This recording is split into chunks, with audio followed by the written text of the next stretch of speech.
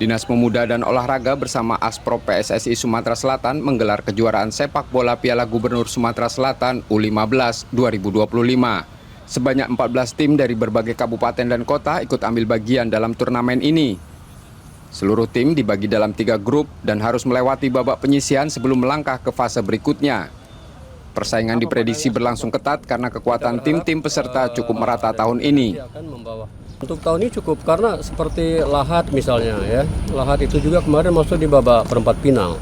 Muba juga di situ muncul sekarang PS Bayangkara dan ada beberapa peta kekuatan lainnya.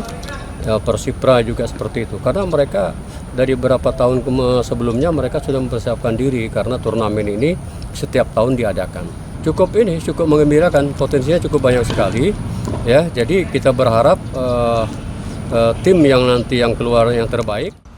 Tim yang berhasil menjadi juara akan mewakili Sumatera Selatan di Piala Suratin U15 Nasional.